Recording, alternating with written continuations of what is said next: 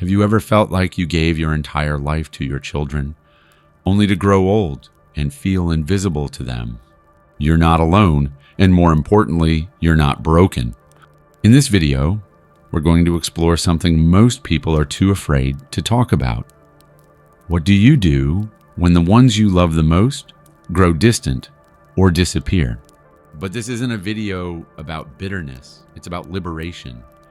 Because what if I told you that your child's rejection could be the doorway to your greatest peace? We'll walk through 8 powerful Stoic lessons that will help you stop suffering, let go of resentment, and rediscover who you are beyond the role of parent. And I promise you, Lesson 6 on forgiveness might just change the way you see yourself forever. If you're ready to reclaim your inner peace, subscribe to Stoic Focus now and stay with me until the very end. This isn't just a video, it's a turning point. Part 1, rejection is your greatest teacher. Have you ever poured your soul into raising your children only to be met with silence in return? Maybe your phone no longer rings. Maybe family dinners turned into empty chairs. And in those quiet moments, the pain isn't just emotional, it's existential. We begin to ask ourselves, where did I go wrong? Was I not enough? But here's a powerful truth grounded in Stoic wisdom: rejection is not the end of your story, it may be the beginning of your transformation. In the writings of Epictetus, he reminds us it's not what happens to you, but how you react to it that matters. Painful events like being ignored by a child don't define you. What defines you is the meaning you assign to those events. Let me tell you a story. I once knew a man named Gerald. A former teacher, he spent decades guiding not just his students, but also raising 2 sons with unwavering commitment.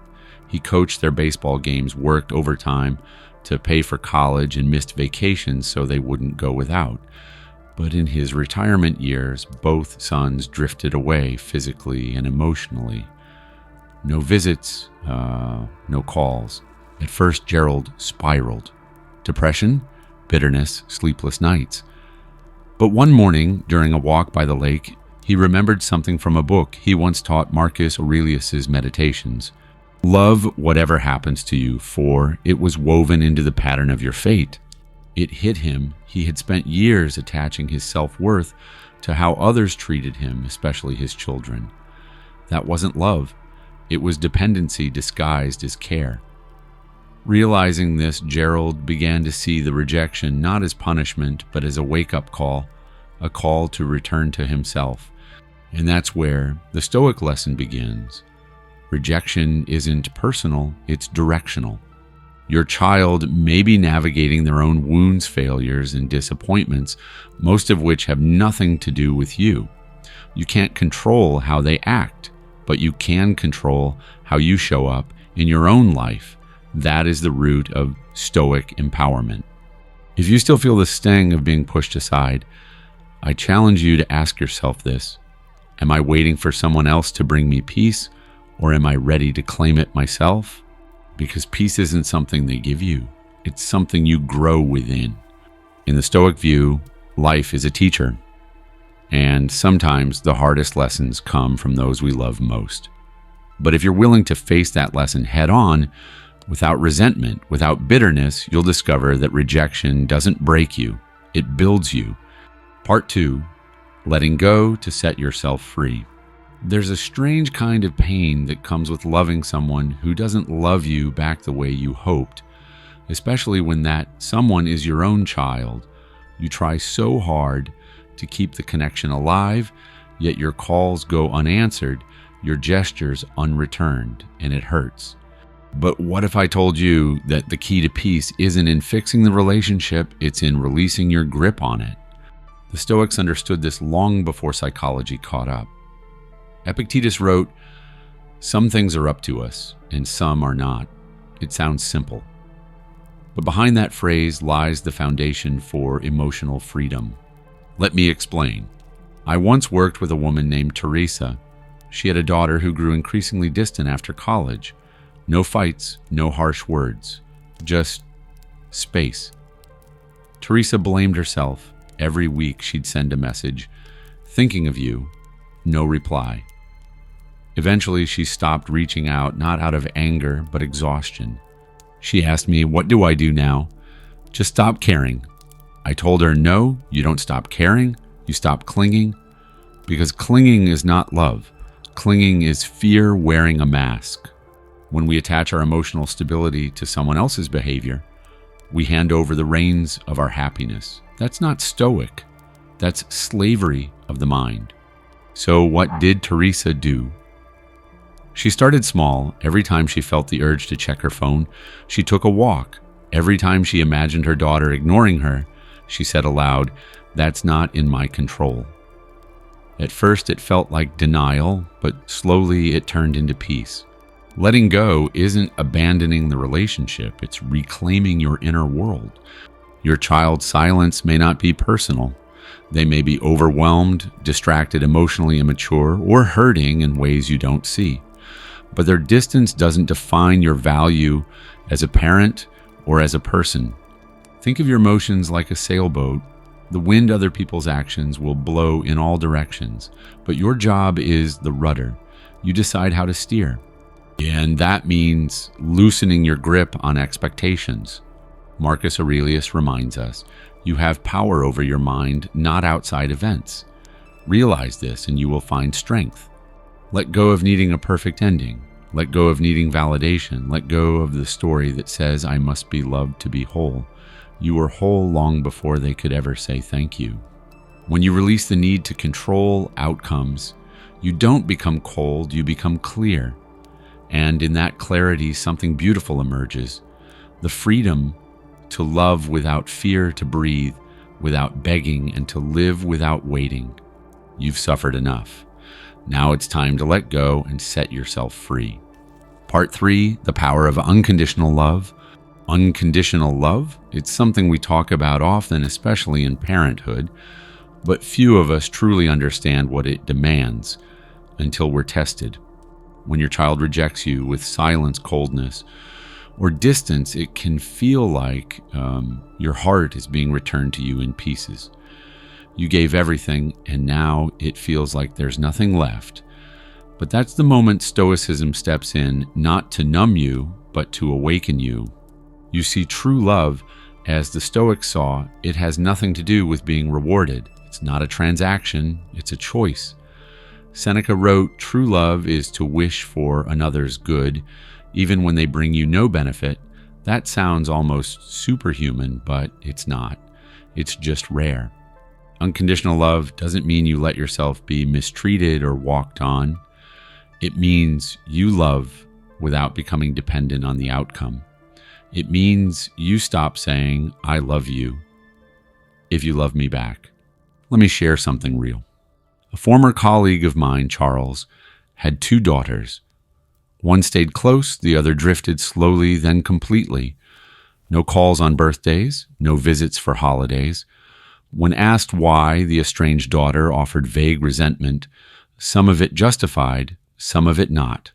Charles had every right to be angry. But instead he said this, "She is on her path. I am on mine. I love her still and always will. Not because she's perfect. Not because I expect her to come back, but because I refuse to let my love become bitter." That's not weakness, that's strength with roots in eternity. Stoic love is quiet, resilient, and unshakable because it flows from principle, not permission. It doesn't depend on moods or on the other person acting right. It's a decision you make every day to stay true to your values, even when the world forgets you. And here's the secret: when you love without clinging, without demanding, you become free. Free from resentment, free from emotional dependence, free to love with dignity. Marcus Aurelius once said, "The best revenge is to be unlike the one who wrongs you." In other words, if your child responds with coldness, respond with compassion, not because they earned it, but because you've evolved beyond the need for payback. Loving unconditionally doesn't guarantee reconciliation, but it does guarantee peace. And in that peace, you become an anchor, not just for yourself, but for others around you. So ask yourself, today, is my love a gift or a demand?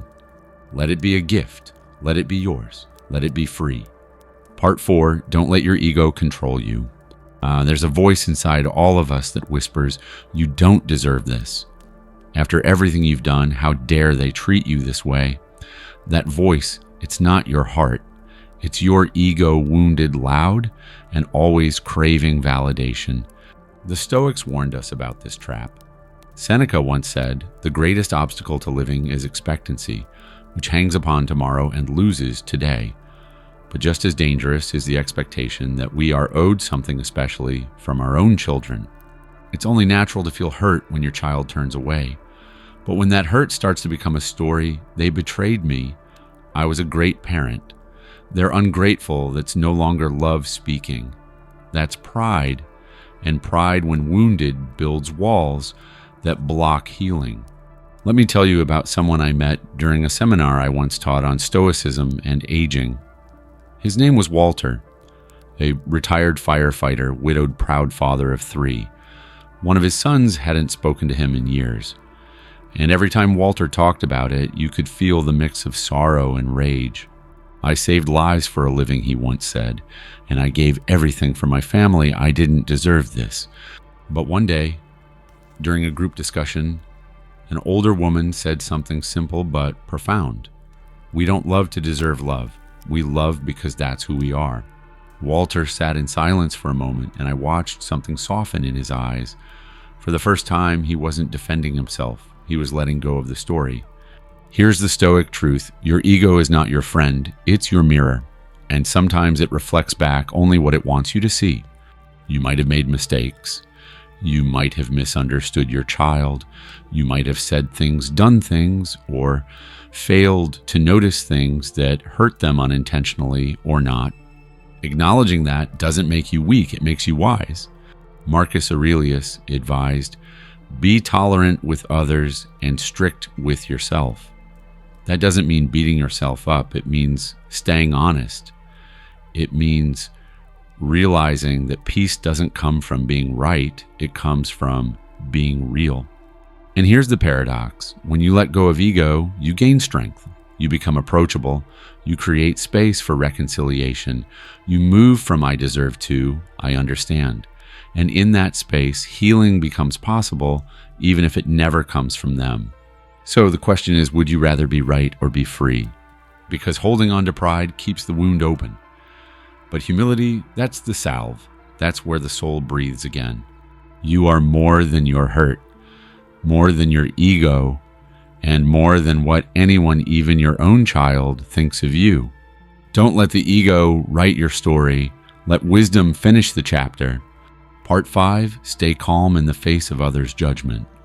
When your child grows distant, the silence is painful enough, but sometimes what hurts even more is the silence of others. The glances at family gatherings, the questions wrapped in fake concern. What happened between you and your son? Or worse, the passive-aggressive advice? Well, maybe you should have done more as a parent.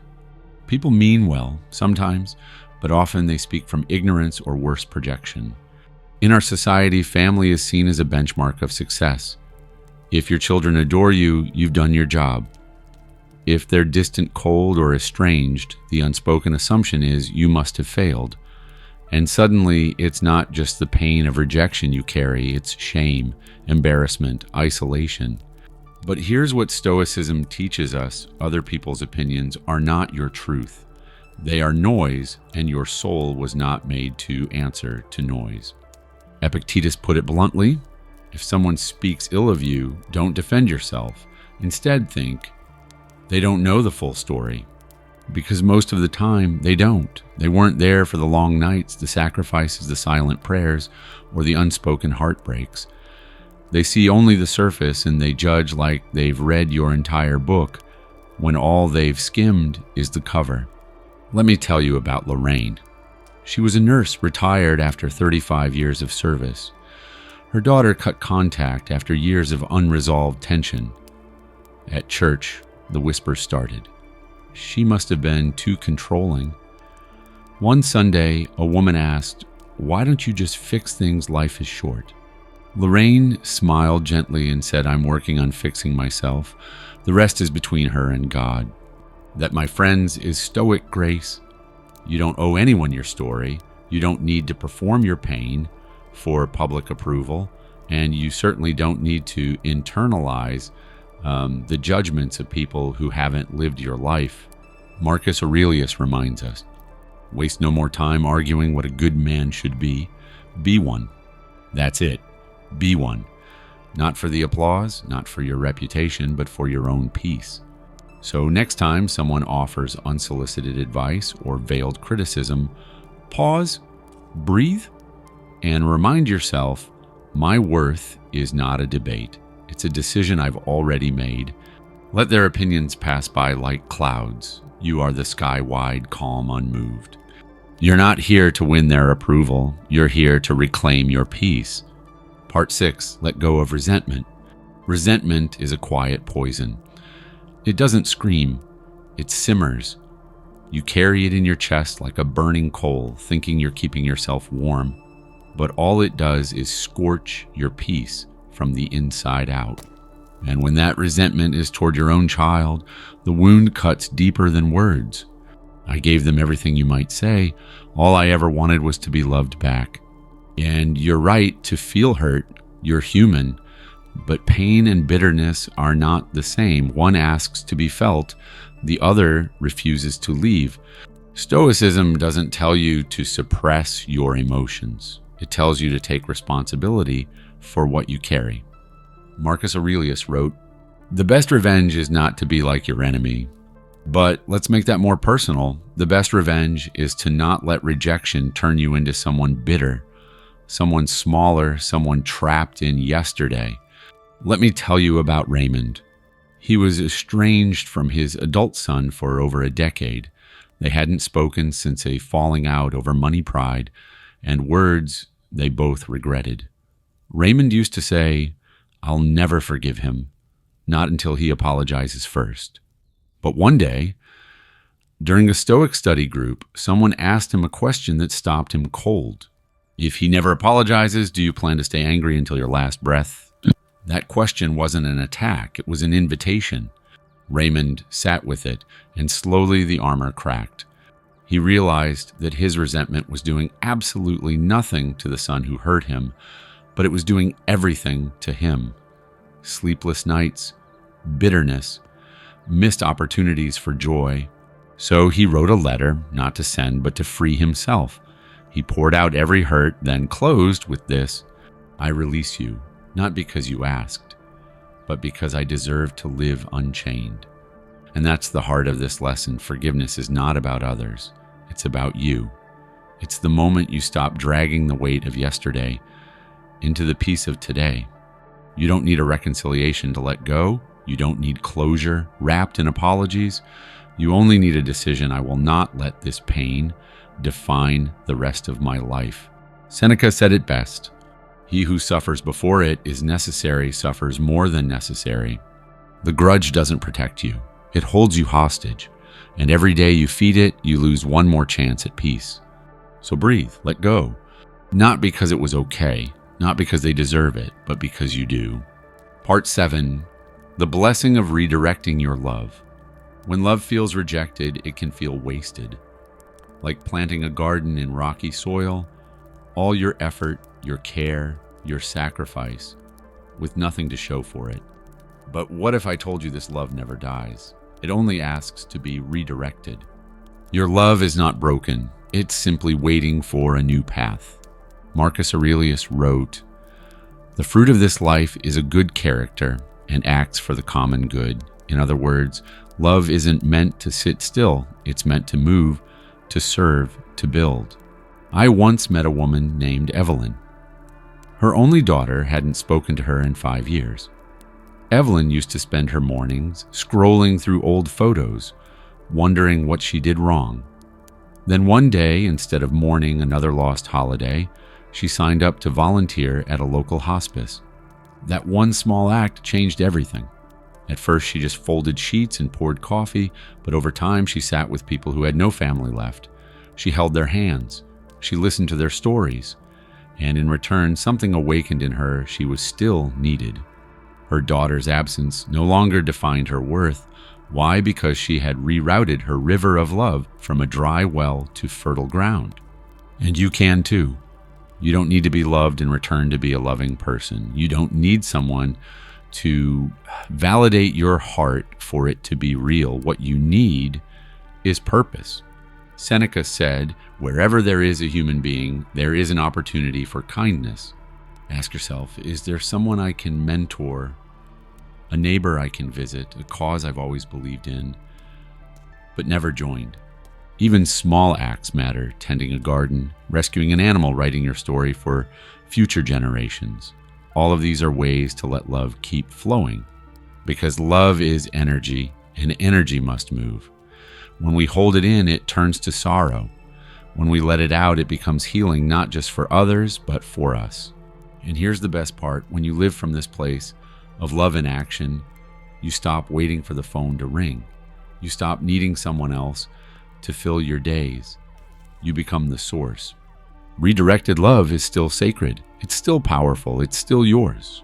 So don't think of your love as rejected. Think of it as reassigned to where it's most needed now. Part 8, redefining your purpose in later life. Who are you when no one needs you anymore? That question terrifies many parents, especially those who've spent their entire lives in service of their children. But now, the house is quiet. The phone barely rings. The role of mom or dad that once gave you meaning feels like it's been taken away. But here's a truth you may not have heard enough. You are more than your role. Your soul is not retired. Marcus Aurelius wrote, "The happiness of your life depends on the quality of your thoughts, and your thoughts, not your past, are where purpose begins."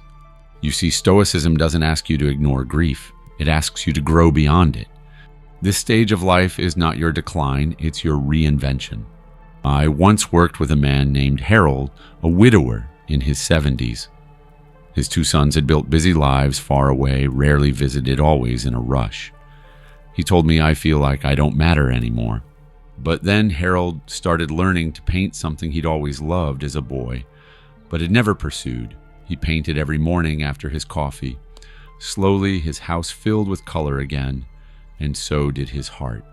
Then something surprising happened. His neighbor's granddaughter saw one of his paintings and asked if he could teach her. That one yes led to others. Before long, Harold was teaching a weekly art class at the community center. "I thought my life was over," he said. "Turns out it was just turning a page." You may not be an artist, but you have something inside you that hasn't been expressed yet. A story, a gift, a dream you pushed aside to be everything for everyone else. Now is the time to turn inward, not to escape, but to rediscover. Seneca reminds us, as long as you live, keep learning how to live. That includes learning who you are outside the expectations of others. You are not just someone's parent. You are a thinker, a maker, a friend, a soul with depth and wisdom. You still have something to give to the world, to yourself. So don't ask, why won't they call? Ask instead, what can I create today that makes this moment meaningful? Redefining your purpose doesn't mean forgetting your children. It means remembering yourself. Because your life is not over. Your peace, your passions, your potential, they're all still waiting. So take a breath. Step forward, not as a parent hoping to be needed, but as a person ready to be whole.